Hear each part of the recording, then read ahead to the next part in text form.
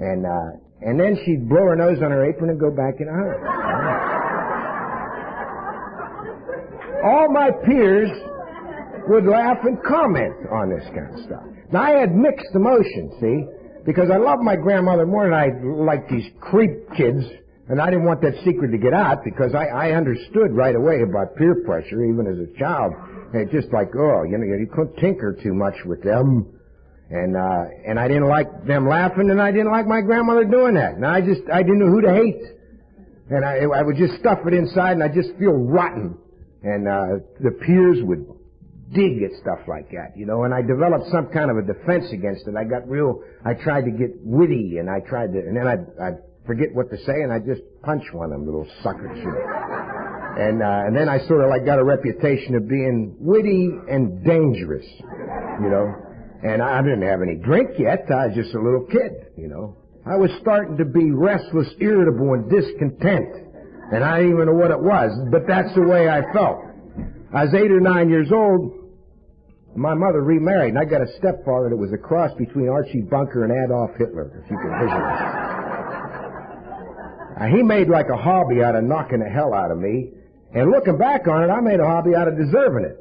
I didn't realize it at that time, and I was, and with all this like a junk life to me, this was like a junky life. Everybody else had a better life. Their dad was a Boy Scout commander, and it seemed, surely it wasn't. There was other, messes like that, but it seemed to me everybody else had it like Ozzie and Harriet or something, and I had this goofy zoo I lived in, and this stepfather, he was something special, and I was terrified of him all the time, just terrified. And, I had trouble in school, and I don't think they did anything about those kind of kids. The only thing they did with me is they'd give me a test once in a while, and they'd find out, or they wouldn't find out, but they'd make a determination that I was smarter than the grades I was making. And I couldn't understand why they were singling me out, because I seen the dumb kids, they left them alone. And if I'm making bad grades, I'm a dumb kid. So, you look like a duck, walk like a duck, treat me like a dumb kid. Don't holler at me and make me do stuff. Just leave me. No, they wouldn't do that. They just kept prodding me, and I would drift. My mind would drift, and I wouldn't want to be in school. I wanted to be outside. I didn't want to learn stuff like the capital of Alabama and that. I wanted to know why you couldn't stick a cat's tail in a light socket. These are the kind of things that interest me. And so I just was like restless, and I couldn't get in the mainstream of things, and that consequently I felt like the world was out there like a tiger, and I had a whip and a chair all the time, and I was getting weary. I want somebody else guard the door while I rest, because just them, they want you to do this and eat that, and I couldn't understand about God neither. Why would he make ice cream bad for you and spinach not? I mean, it just was stupid. This is stupid God. And I would ponder things like that. When I would have too much idle time or something. I'd just think about crazy stuff. And I remember hearing a speaker in AA one time saying he was sitting on a railroad bank drinking wine and watching all these trains. And he said that every day 6 trains would go north, and one train would come south. And he said, you're going to end up with all your trains up north, And I thought, this kind of thing bothered me. And other people never seem to see that kind of stuff. I just don't understand. And, but that's a different perception. And then people raise their eyebrows when you make comments. So if you're like me, you quit making comments. I'm thinking to myself, what the hell's wrong with that? And it's actually silly. One of the most traumatic, I don't think I ever mentioned this, silly. One of the most traumatic things that I ever remember as a child was so silly that I could hardly say anything about it when I laugh myself today. But I remember I belonged to a Methodist church, and I don't know how old I was. I must have been only 6 or something like that, or something. But the Second World War was coming to an end, or it just ended, or something. But they were running a movie, The Greatest Story Ever Told. Old grainy black and white. They were showing it, and when they drug Jesus off to I was all into Jesus, and I was the ones in Sunday school that listened. Everybody else would hit me with gum bands because I was looking for something. I was in Sunday school listening and wanting this, because they said this is good stuff. And the other kids, you know, they don't have a watch, but they couldn't wait to get out of there, and they're just acting up and that. And I'd listen, and they hit me with gum bands and that while I'm watching this movie. Part comes they're dragging Christ off, and he's got the thorns in his head, and they're stabbing him in the side. And all. I'm thinking all this. I'm crying. And I'm trying to not let anybody see me cry, and then they call attention to it. And then everybody laughed, and then I lost it. And there I am, this pathetic little kid, and I'm screaming at the Sunday school. I don't care how loud I got now, see? Like you don't get loud in church or in Sunday school. And I'm just a kid, and I'm getting loud, and I'm telling them, this wouldn't happen if the Marines were there. You know, I was all pumped full of that Second World War. You know, they were saying things like that, saying about the Marines and airborne and all that kind of stuff, man. And I visualized the Marines being there and just kicking ass. Take them off that cross and kick ass. And I wanted to believe in something. You know? But I was ridiculed beyond the point of my endurance at that time. And something in me just like closed down, you know? And I got different. So later on when I got this stepfather, my stepfather drank too much. Can you believe that? And he was a hard guy to deal with. He was a cement block with hair on it. That's what he was. And he used to do crazy drinking type escapades. And I remember one of the things he did was he bought chickens one time. He bought live chickens. And he got a big cage like full of these live chickens. He brings them home drunk. He tells me to kill the chickens. I'm 10 years old or something, like 11. I never killed a chicken. I'm in the city. You know, I never seen chickens. I don't know if I seen them before that. But anyway, I brought the chickens, and I got to kill chickens. I said, I don't know how to kill chickens. So I'll show you how to kill a chicken. He gets a chicken, he puts 2 nails in a board, sticks its head in there, and he chops its head off. He got these big ham hands of his. He's holding the chicken just moving a little bit. See that? And he sticks the chicken in his cardboard box, and he said, it's simple, you know. So he goes to bed. I get the chicken. I gotta kill these chickens, you know. I mean, I'm already I'm gonna get in trouble if I don't do it. Ain't no sense in going to my mother. Mother says, I don't want to hear it. Do what he says and shut up and whatever. And so I got these chickens and I'm looking at chicken. I said, I like chickens. I don't want to hurt no chicken. But I got it killed, so I take the chicken out and I do what he did. I put it in between those 2 nails. And I chop its head off. And I got these little 11-year-old, 10-year-old hands of mine. And that chicken is gone.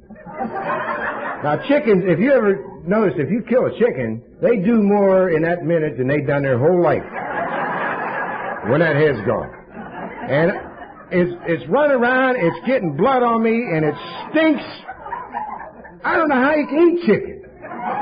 It stinks, and it was a big deal, and I'm disgusted.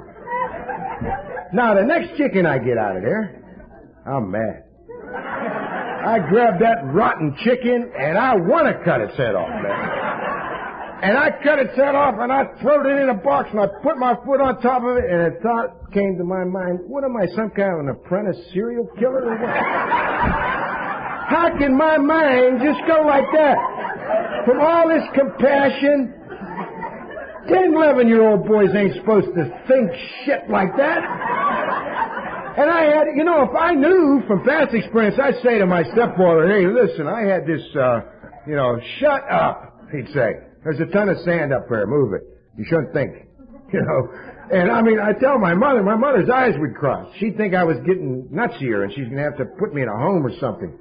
Because, I was already doing crazy stuff. I threw a can of rocks in a paint can over a hill. Sort of like a mortar attack on this neighbor kid. And my mother was getting caught up in my shenanigans, And I'd done things to my mother, too. I learned tricks, and I'd ask when I'd see something interesting. I remember taking every glass in the house and filling it with water and put wax paper on it, put it on the kitchen table and pull the wax paper out. So she'd come home I was mad because she was at work, and she'd come home and all her glasses are full of water, and I hid the buckets, too, because I knew that's the first thing she'd want to do was get a bucket so she could pull them over the edge. Well, I fixed that. So she had to use a little pot and pans and stuff to get that out of there.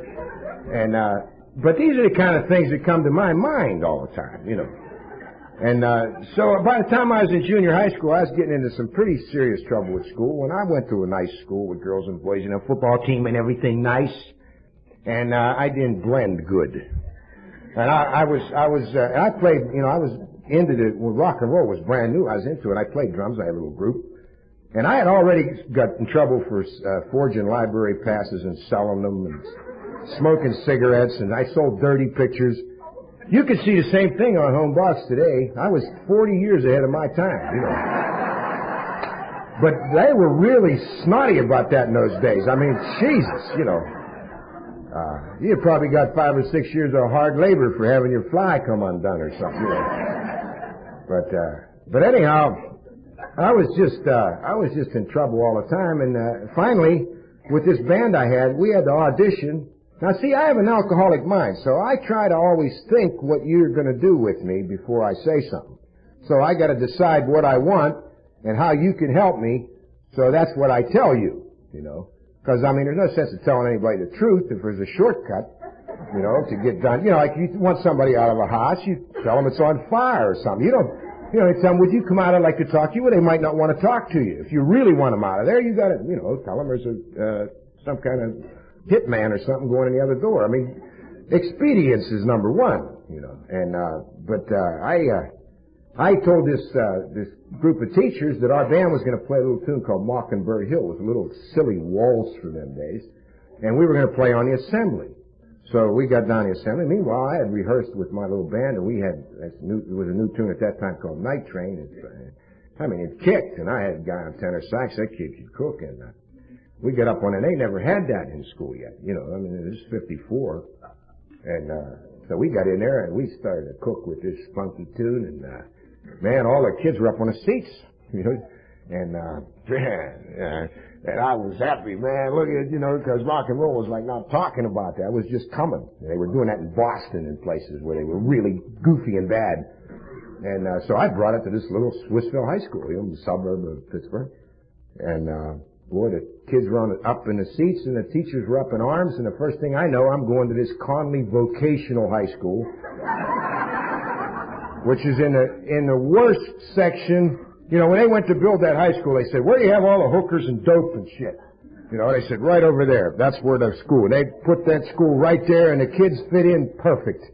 They got all the incorrigible goofs. They put, the authorities always put dumb people and crazy people in the same room, and they think there's some logic to that. That don't work. If anybody's into that social stuff, or social helping people or something, just think about that a little bit, if I can be of any service to you. Don't put the plumber's opinion. Don't put stupid people and crazy people in the same jar. It's not good. And, but we'd all get in trouble. When I got beat up, they found out my name was Jack Dempsey. I had a hell of a time down there. I didn't know that was a real serious problem, When they say, what's your name? And I'd say, Jack Dempsey. Hey, Jack Dempsey. Hit him.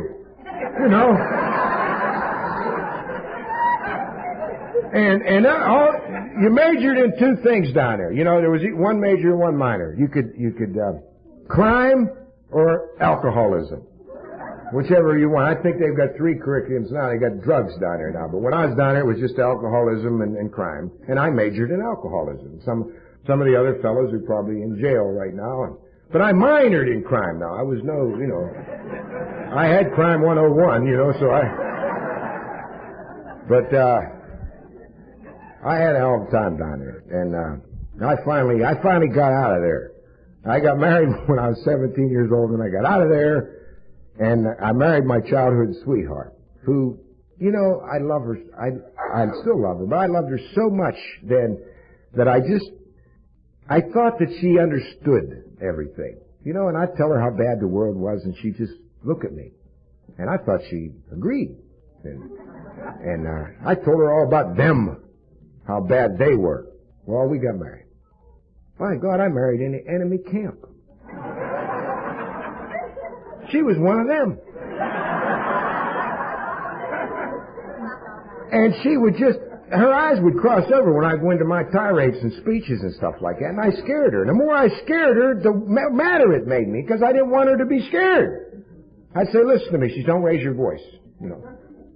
We got a side issue we've got to deal with here now, about the voice business, So, you know, when I got angry, I got went over the top. I'd end up, the biggest issue in the world was raising my voice now, you know, and I would just lose it. And then she wouldn't listen to me at all because she was really frightened.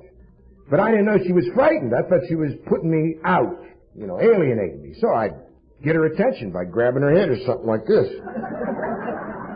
So she'd listen because she'd move her eyes. She'd want to go. I said, you ain't going. You started saying stuff, now I listen. She wouldn't listen. Wouldn't listen.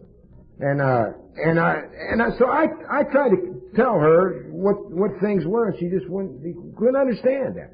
When I was 15 years old, and I was down at Conley, and I was bringing in bad reports just before I got married, and I used to forge report cards. The print shop down there, I was in the plumbing shop. Print shop boy would give us report cards, or sell them to us for cigarettes, and we'd put the grades we want in there, you know, and I put grades the old bear would buy. You know, I mean, I wasn't stupid enough to put A's in there, but he was gone one day, and I got my report card, and I knew that this time I was going to get it. I had just D's and F's on that report card. And I was afraid to go home, because he had warned me. And I was already in trouble. I left his favorite paintbrush get hard or some damn thing. So that was already a serious offense. And now this report card, I knew he's going to have me gassed or some goddamn. And so anyhow, I'm pacing the house and waiting for him to come home from work, and I found this slow gin in the icebox. You know, I was 15 years old. I drank that slow gin. I'm here to tell you, I didn't find an answer to all this stuff. I found the answer. I found the answer to all this stuff I've been whining and crying about here for 10 minutes. Simple as that. It went away. I remember later on arguing with a psychiatrist.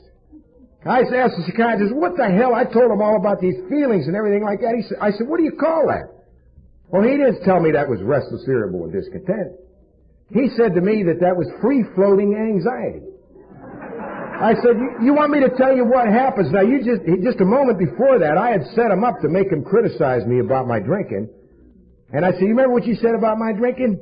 I said, now, listen to me real good. Don't try to get out from under what I'm saying like my wife always does. I said, that free-floating anxiety, you probably can see, bothers me a lot. You know? But it's not just like a mild twitch or something. Like it's got me to the point of sticking a pistol up my own nose, for Christ's sake. So hear me out. He says, say whatever you want, you know. I'm your doctor. I said, when I drink whiskey, the goddamn free-floating anxiety goes away, you silly son of a bitch. Now, how can you tell me on one hand not to drink whiskey, and on the other hand, you got this free-floating anxiety, what are you going to do about it? You know? I don't care what reason them social drinkers drink. I know they don't feel like I do when I drink. I don't know. They just do cartwheels when that whiskey gets in. I say, yes! I invented the term, all right. You know? But that's what that booze done for me, and I knew from past experience anything that I liked that much nobody else was going to want me to do it. I knew it. Because they didn't want me to fool around with girls. I discovered them in third grade, and boy, what a long wait that was to find it. But then the little tinkering I did along that area was frowned upon. And I found out that anything I liked, get out of the ice cream, stay away from the girls, don't smoke cigarettes. No, this whiskey, I knew that, you know, that booze, they were gonna, and they did. They made an effort to stop me from drinking. I took it personally. People would get a drink, go somewhere, they give everybody a drink and say, Jack, you know, there's some kind of qualification with my drink. Well, here's a beer for you, but listen, Jack. You recall, you know, about getting up on a kitchen table, pinching my wife's side end, and you're not going to do that, right? You know, because if you are, you know, and I say, you know what? I would have been all right. All right. But you started this kind of crap before. This is what you're doing now. I mean, I was fine. I just drink a beer, I'll be all right. But no, you got to tell me that I don't behave right. You got to tell me that there's a limit I can have. You know, so I'm mad already. And I get to drinking, and it's going to happen again. Only worse this time, you know, and they ain't going to ask me back.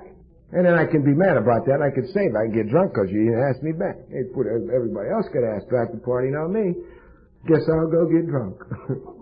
You know? So I put a whole case together for my drinking. I didn't even know this was happening. As smart as I thought I was, I didn't know it was happening. I mean, I knew that it wasn't right, but I didn't know exactly what was going on. So I kept drinking. The last 3 years of my drinking, all I did was quit drinking. And I drank more than when I was quitting than I ever did when I just drank. My wife tried to stop me from drinking, tried to help me with stopping drinking. I got so sick, my stomach was so bad that a doctor told me, you gotta quit, you can't drink. You're gonna die, you keep drinking. God almighty. So I smoked marijuana for 6 months till my stomach healed, you know. It was a sacrifice, but you gotta, if you want to take care of your body, you gotta do certain things, you know?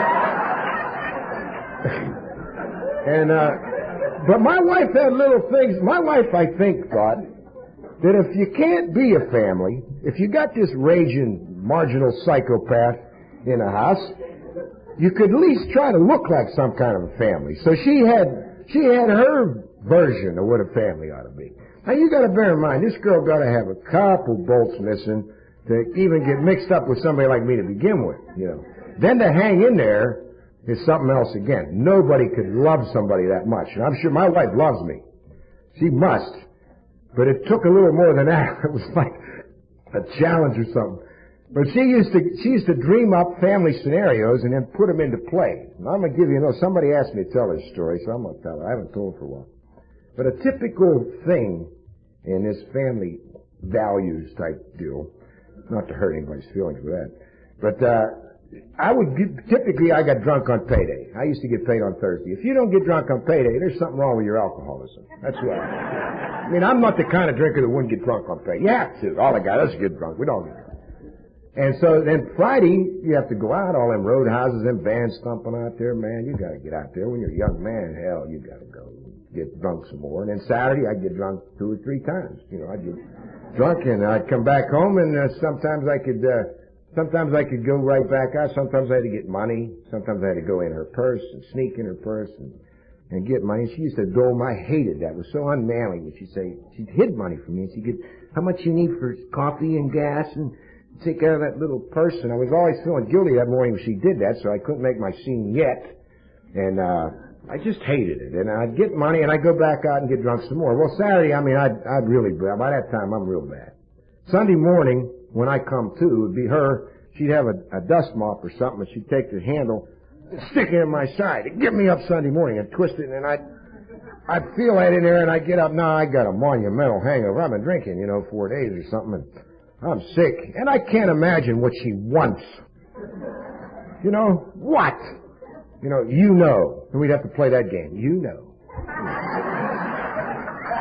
And I don't want to play the game. Sometimes I'd have enough strength to holler about the games, shut the games off, and she didn't know what games meant, and things like that. And finally she'd get me up, and she'd say, you know what you promised us, and your daughter. And I'd say, what? You're going to take us to the zoo. So you got to be kidding me. Zoos stink. But I'd go to the zoo. It'd be late by the time you get me in so I could move. And I get out of bed, I get a headache, and I'm sick, and I'm shaking. And we go out, and then I'd remember stuff like my car. Oh, Jesus, I got to get her, somehow I got to maneuver her into the driver's side because I wrecked the other side, or something like that. Or I got to get out to the car before she does because there's something in the car she might see. Or maybe there's somebody in the car. I don't know. And, but I'd worry about that until I got that solved. And then I wouldn't have enough gas. And just the other night she'd give me $2 for gas or something, and I drank it up. And I don't want to admit it. But I think I can make it to the zoo when it's on E, and if, God help me if I run out of gas, because then I don't have no money to get there with the can. I don't have money for a deposit on a can. I had to get down to the gas station and give them all them times I had to give them some kind of story and leave my watch, and some of them wouldn't take a stinking watch I had. I had a Timex with the face broke and everything else. And say, I'll give you a quarter's worth of gas for that son of a bitch, and that's charity at that, And, but I didn't, another fiasco would happen. I knew it, But I'd get her out to the car, and we'd all get in there, and we'd go to the zoo. And we'd be late. I always had to park the worst place. Somewhere way down, all the big shots, they got spots There's always spots there. You ever notice that? You go to a nice place, there's places to park for real people. Certainly not for you, you jerk. You know, and it seemed to me I'd park and walk up this blazing sun, and I'm sweating and I'm sick. I got this daughter of mine, and looking back on it, I mean, she was a nervous wreck. It just wasn't good to put Mommy and Daddy together on a Sunday after all week long with her on the phone, bar after bar. Is Jack Dempsey there? No, but Gene Tunney is, you know. And she just had it up to there with that, you know. And so we'd get up there, and my wife would manipulate me until I was right in front of that hippopotamus, right up against the cage. And waves of stench from that wretched beast would just wash over me. I was so god-awful sick. I would have been sick in a hospital, let alone in a zoo. And I was standing there, and nausea would just well. And I found something out in those days that I didn't draw on until I got sober in AA, was that if you don't want to throw up, you don't have to. Just do the opposite of AA. Just don't let go, you know. I'd stand there, and it would just well up in there, and I'd throw it in. And my nose would run, and my eyes would water, my ears would ring, but by God, I wouldn't throw up. I wouldn't dare, you know. And people would look at me when I was doing that. And it seemed to me, they would say, what seems to be your trouble? God, I hated them. I didn't want help. You know, I didn't want people to help me. Get away from me, you know, because anytime somebody helped me, they help me get in somewhere where I'm trying to sneak in, not being seen. So, no wonder you have to try. Here's a light. You need a light to get in there. Oh, Christ, you know. And so I didn't do things the way other people did, and I didn't want their help. I didn't want their interference. And I'd be in front of that animal. Now, me, my wife, and my daughter. My daughter's scared. Over the years, I found these things out. My daughter was afraid to be in this family setting. My wife had no fear. My wife, she's out there where there's officers and every other thing. And certainly this jerk isn't, you know, this is my turf she's on, you know, in a zoo or church or something. This is her turf. And I felt so humbled by that. And I'm standing there and I'm thinking, what am I going to tell her? All the stuff I did in those 3 days are all coming to mind now. Oh, Jesus, you know, I got to call him, you know. And then I'd start to be real sick, and I think I got to get a drink, or I'll never unscramble what I got to do. And I'm envious of the other guys I know are down there, you know. And after I got sober, I looked at it. When they get out of the club, you know, if I could have went to the club, that's where I wanted to go, because I had a perception of that club that wasn't true. And I seen that club. I seen the way the clubs were after I got sober. You know, I wanted my daughter, my wife, and me all down there.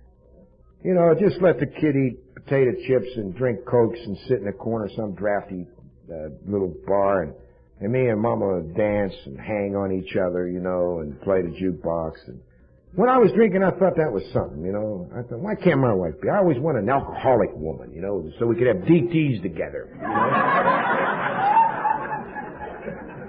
The alcoholic women were so damn crazy, though. Jesus, you know. When you just talk to them in a bar, I mean, they would say all the right things and just get you all wound up in that, and then they'd meet somebody else at the jukebox and go to Venezuela or some goddamn thing. Or vice versa, you know. They tell you, I mean, they were crazy, too. They'd say, well, let's sell one of my kids and we'll get the money, and you and I really let's sell one of yours, you know. Yeah, I can't sell mine. My wife's watching them all the time. You know? But that, you know, that world didn't work. But I wanted to be there instead of that zoo. And I'm looking at my family. My wife's standing there just mad. You can tell she's mad. She just looks mad. She's beet red and clean. She washed all the time. And she took baths all the time. When I would do wrong, she would take a bath. It soothed her, she told me later. And I told her, my limited experience with a little bit of psychology 101, and then I told her that rats do that when they're frustrated, you know. And that, she didn't accept that as just some idle information. She took that as a personal affront, and she would say sarcastic things. Well, the rat is going to take a shower, you know. And but I had such a problem with that. I'm standing there, and a family of them would come right up beside me, you know. And there I am with maybe a flannel shirt buttoned wrong, 2 different kind of socks on. You know, I'm not clean. I need a shave. I feel sick. And my wife is just snarling and everything, and there's that daughter over there trying to get in trouble. I know if I took my eyes off her for a minute, she'd be in a lion's cage or something. Somehow she'd get in there, or get her foot stuck somewhere, or something would happen. And this family would come up, and there was the perfect father, you know, just beautiful guy, you know, with silver in the temples, you know, and steel gray eyes. Kind of guy, you know, if you went up and talked to him in a couple of minutes, he could walk you through anything, you know, saying all the trendy words and everything and that. And he would say, well, yes, I've been with United States Steel for 20 years, and I built everything. Everything. As opposed to you, who can't even. And he got this woman hanging on, no better looking than my wife, but certainly she wasn't getting her clothes from Goodwill and that. She had nice clothes from that big U.S. Steel salary of his, and she had her hair all fixed up. You know, my wife couldn't leave me alone long enough to run down and get her hair fixed. And she's clutching on his arm and looking up in them steel gray eyes, adoring him. And I had visions of what she would say if you would ask her, you know. And then have a little boy there. Cute little carrot top maybe boy, you know, with freckles and happy, and he's with dad and mom with the dude. Now, not only do I hate this guy, but I envy the boy.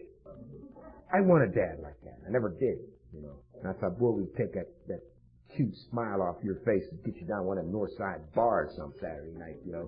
You and Mama when somebody grabs her by the hind end, you know. See what you'd do about that, you know. Hey, looking good, honey, you know. And that little boy, he would scamper off, and that father would say, Johnny, and the kid would stop, turn around, yes, Dad. Say, come back here, you know, and the kid would come back, and they'd spar a little bit, you know. And the woman would stand there and watch this, and you can imagine her saying, that's my men, my big man and my little man. Yeah. And that's when I'm thinking going on. My daughter over here, Nancy, my daughter runs off. Now, I can't say Debbie because she wouldn't think it was me.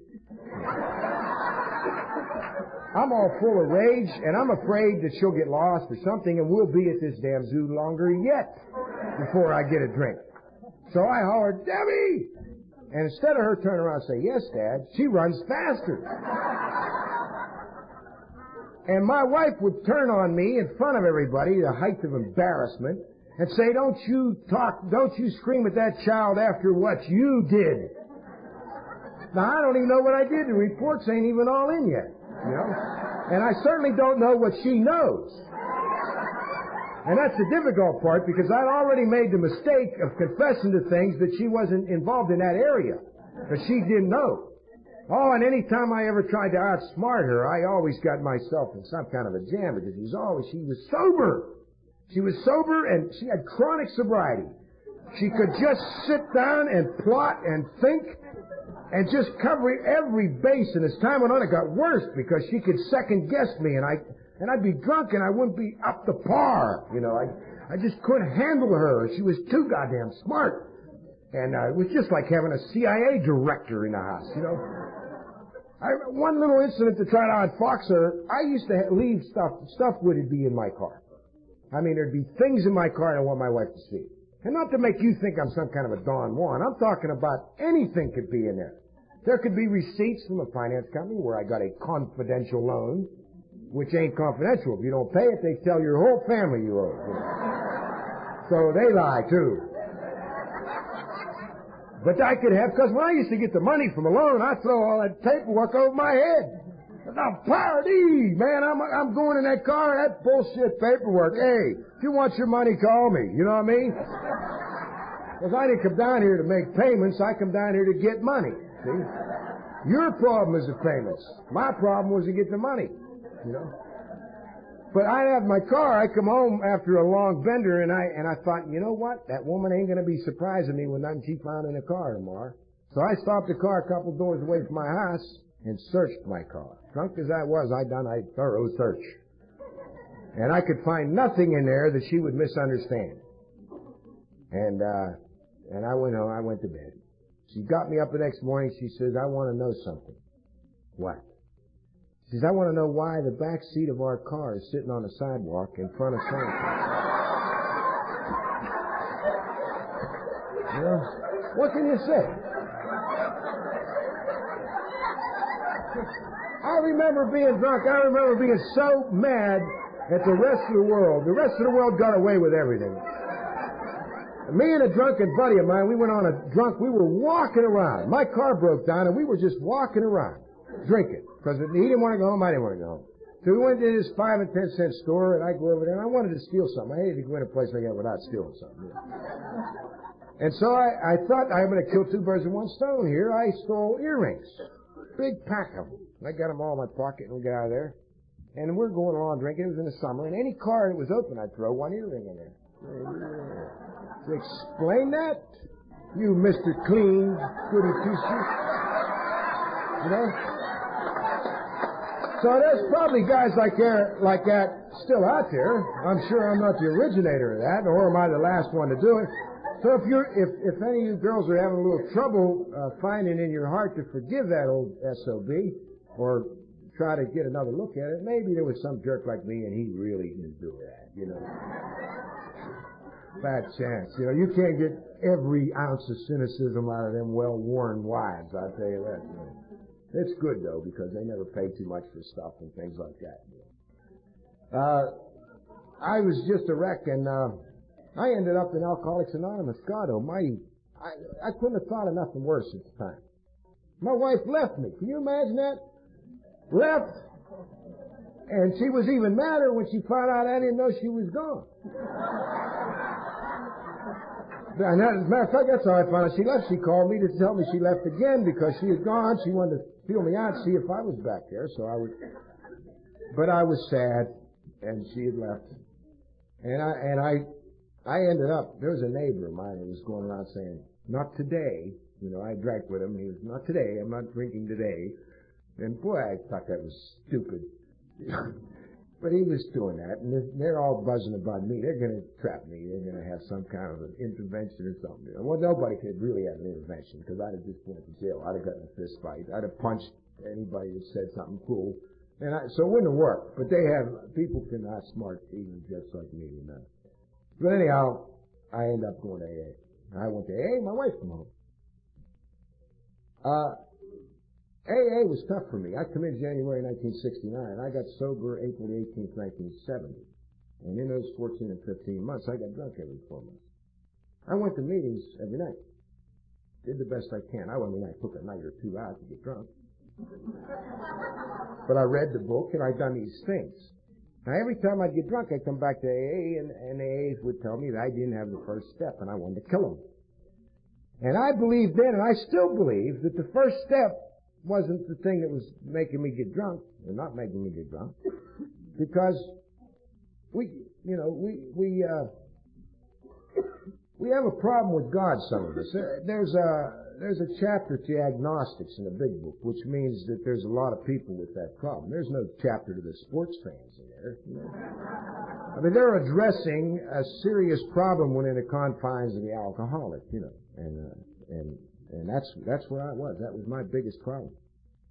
We admitted we were powerless over alcohol and our lives had become unmanageable. That's what made me drunk. Because it would dawn on me that I'm powerless over alcohol. What am I fighting? What am I fighting? You're powerless over alcohol. It's right. Drink alcohol, succumb, and it goes away. Short period of time. So the first step got me drunk. How about that? Now the second step was something I couldn't understand because I have an alcoholic mind. See? When they sent me to a psychiatrist, I had to decide what he was going to do for me before I went there. So I thought, let's see, if I tell him everything I done, he'll be legally liable to turn me in, you know. And so I ain't gonna tell him that. And I can't tell him just a little bit of stuff because then he'll say, get a hobby and you'll be all right. $100 next, you know. So I told him something in the middle, and Jesus, he thought I was really sick, and so that didn't work. So I had that alcoholic thinking. So I had the same thinking with this second step. I heard at every meeting they would get up and they would say, we came to believe that a power greater than ourselves to restore us to sin. And that's not what I heard. That's what they said, that's what I read, but that's not what I heard. what I heard was, you finally believe everything that Methodist minister told you when you were just a little brat.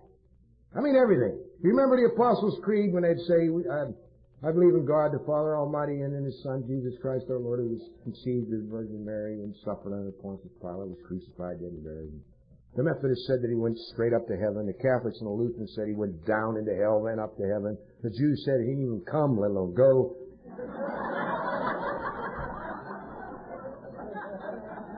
Some of the third world religions said, yeah, He come, but He come and He went back, and He come back as a dove or something.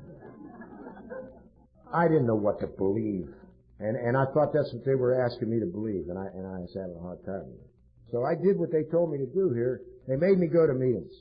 A lot of people get up here and they make a fuss over guys that are sober a long time. I'm going to tell you something. If you're sober out there a year, 2 years, year and a half, something like that, I'm going to tell you you're the best thing since sliced bread. If you start beating yourself up about it, I'm only sober a year, and hell, I ain't got a new old yet, and I ain't, and she's still mad at me, and you're doing a good job in here because you saved people like me. Because them guys, I would go up to them old timers with all my crazy crap. And they'd look at me and they'd size me up and they'd say, son, you just keep coming to meetings, And easy does it. What? The hell you mean easy does it? I'm afraid to go to sleep and my wife is sticking ice pick in my ear. You're telling me easy. Those guys sober a year would say, I don't give a damn what you think. Get in the car, we're going to a meeting. Well, I don't like to go Tuesday night because, get in the car! Because they're sick. Them guys with a year's sobriety are still sick. They're goopy, mean. And get in there, and they got the two of them in the front. One sober 2 years. He's driving, man. And the other guy is his shotgun and pigeon combination. It's like a combination midget and urinal or something, Water fountain in a urinal. Can you imagine how popular that would be? And that's the sidekick. He's sitting over there, and then they put the junk in the back, junk guys. Me, and they always have somebody with a set of crutches or something, or somebody weighs 400 pounds, or they got some girl that wears like an evening dress with a hoop in it or something. Just new people that are just crazier than hell, and they're all in the back. All these conversations go on. And a guy would say, we're going up to this town, such and such, to go to that meeting. And I'm thinking to myself, one day go to an airport. There's a meeting about 6 blocks away. So sometimes I dare. Why don't we go over this? We're not going over there. We're going up there. We're going to see Bob. I said, what about Bob? Oh, Bob's a great guy. You'll love him. He's sober 8 years. You wouldn't believe this guy. Where do you see him? I was never impressed with Bob when I got there. We get up there and you got Bob, got a pot gut, or a cigar. You got a frayed tie on and everything. What the hell, Oh, Bob, I wouldn't dare say nothing bad about Bob. Bob got one tooth here, and they hug when he goes in, and Bob talks to him, and he's all excited. But I went where they told me to go because it was too dangerous not to. And any time a peep come out of you, they'd all jump on it, and they all laugh at each other, and the conversations were ridiculous in there. One guy would say, if I don't get my Martha back, if she doesn't come back to me, God, a man can't live without a woman. I'll drink. I know it. The other guy said, I'm going to drink if I don't get rid of that Judy. And your head's going like this, listening to these conversations. And so, you hear such madness in the car, it becomes evident that you can make your contributions. So I'd make my contributions. This guy would laugh, the other guy would say, Jesus, boy, you sick. Somebody else would say, what do you mean? I'm still doing it. I'm sober 2 years, And it was starting to get all right. The camaraderie, the fellowship, whatever it was starting to work. And by God, as time went on, they give me all the right answers. They just didn't say them nice. I'd say something, easy does it. First things first, for heaven's sakes. And then we used to get little scenarios about if somebody's case was really pathetic, and you finally reached these rock-hard SOBs in there about you have a bad thing, they would help you devise a plan to kill them, whoever was, to kill your boss. And it would be all like in sort of sick fun. But they would come up with ideas. So I got an idea. And one guy in the back would say, hey, what about this? Damn, that's funny. We'd all be laughing, thinking about it, and thinking, Jesus, that's not a capital crime to be a mean boss. So actually sober thoughts are starting to come in here, I wanted him to kill that stepfather. You know, I thought, anyway, I resent him, I hate him, I blame everything on him. We need to go kill him.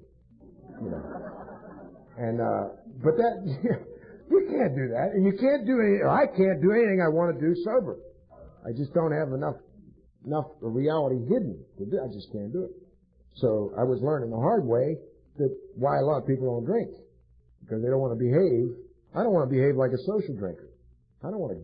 When would somebody without booze in them get up and dance on a table with a lampshade on their head? You know what I mean? I just can't believe that. No straight person would do that. Social drinkers would do something like that occasionally on their birthday or something.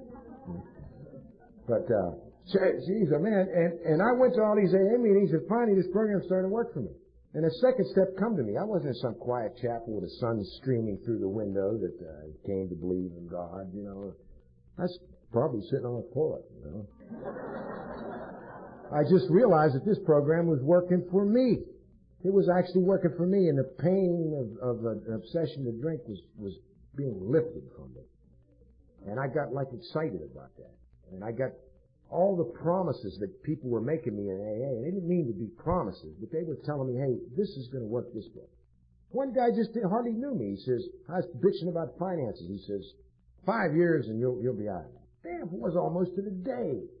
That 5 years, it just, you know, you make the last payment, you know, and it's like over. You're paying this, paying that, and you're manipulating and trying to get it all in, and pretty soon the last shovel load.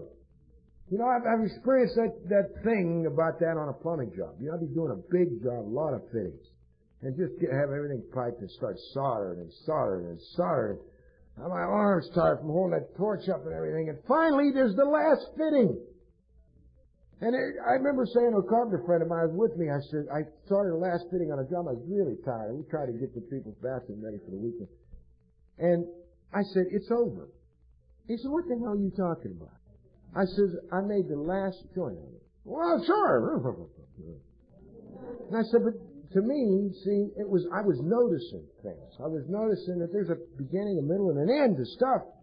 And that guy told me 5 years and damn, 10 bills weren't done. They were done. I mean, I had bills like everybody else, but I mean, the big load, the borrowed from finance companies, and the mess I was in. He'd got over it. I got just the regular problems that everybody else had. And, damn, it was a good experience. And I had to write an inventory, and I had to take that fifth step. I didn't want to do it. I wanted to take that fifth step with somebody who was real old and sick and wish they'd die.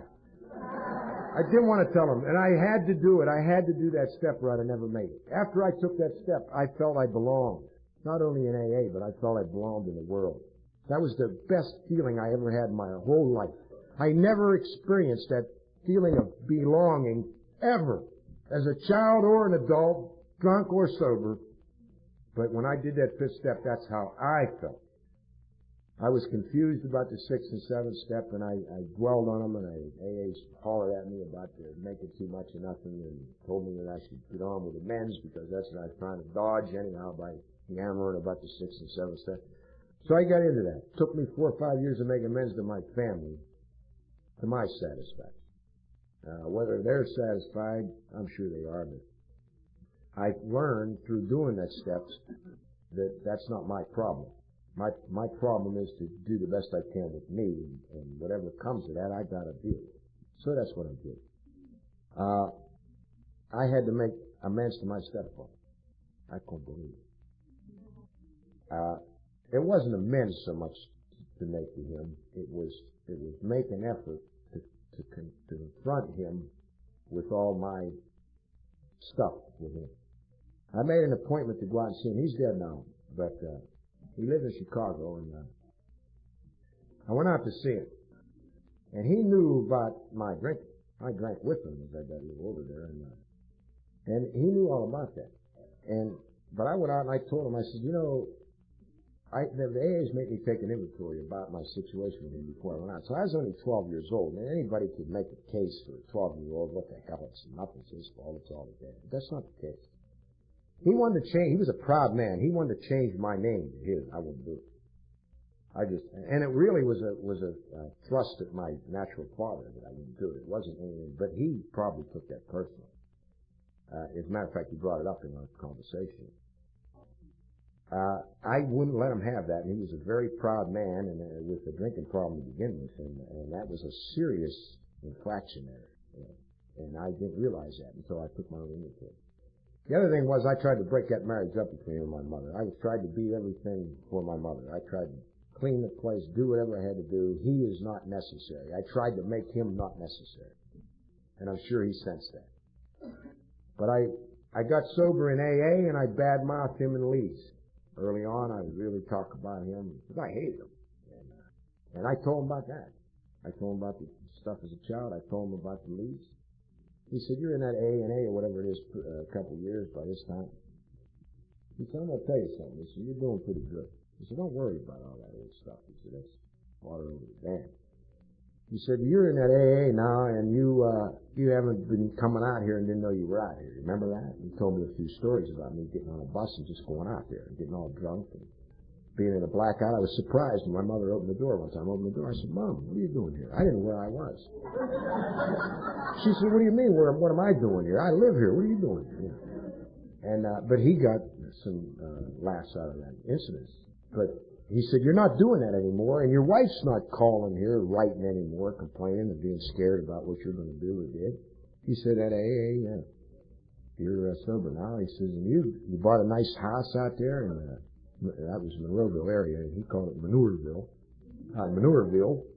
And you got a nice little ranch-type home like everybody else, and you got a nice car, and he said, I'm going to tell you something. He says, I'm proud of you.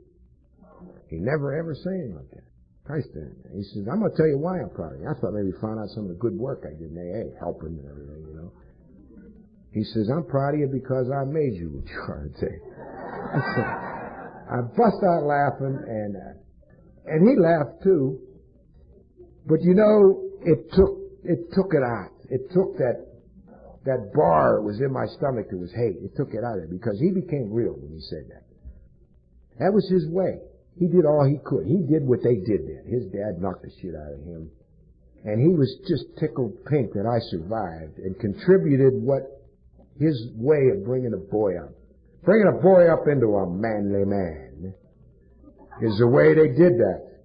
And the results is what you got. You got a guy up here today who probably, you know, like I got some of my defects of character are real bad scars, and they're probably never going to go away. So until the whole generation of them turd birds like myself are out of the way, you're always going to have people leaning toward the chauvinistic side and stuff like that.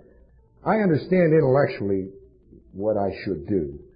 And sometimes that's a burden because I don't have the spirit to be sensitive and to put myself out, you know.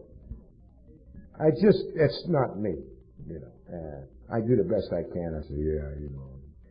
But I learned that about him. And I seen him as a real human being at that kitchen table. And hey, I'm not telling you him and I run out and fish together and everything. I still like him, you know. But the thing was that the hate was gone. And he became real. And I understood that everything he did, he thought he was doing the right thing. And as a matter of fact, I'm grateful that I give him a couple years before he died the glow that comes from what he thought. Because I know he thought he did this. And he was proud of the grandkids, you know. Look at the way that Jack raised his girls there. God damn, one of them got a master's degree, blah, blah, blah, blah. Just, you know, and so it worked. You know, it worked. It worked the relationship with him. It worked. It took the heat off my mother, you know. And AA has given me everything I have. There's nothing I give. My sponsor's a best friend for years, you know, and I have my pigeons sponsor me now since they got enough sobriety. And cause my sponsor gets out of town, and I utilize the people that know me best to be my sponsor. They always stop me when I'm going the wrong direction or help me. I go to meetings on a regular basis, and when I get asked to talk at something like this, I really feel privileged and proud to be here. And it's really refreshing. Anybody that hasn't traveled a lot, you find out no matter where you go, AA is great. And AA is it just makes life worth living. And I think that's some of the biggest job for a person that's getting on, you know. I remember saying something to a young kid one time. I'm looking at him. He come to a meeting. He's all crabby and everything. He's sober about a year. Nice looking young fella, you know, built like a damn Greek god and everything. And he says to me, he says, boy, I'm bad shape, man. I'm having a bad day. As a matter of fact, a bad week. I said, how'd you like to wake up tomorrow morning and be a 55-year-old bald-headed fat guy? And he didn't see the connection right away. He thought about what I said. He said, Jesus Christ. I said, well, that's what I'm going to do. And I says, I'm happy as hell here today. I want to tell you that I'm happy as hell to be here. God bless you.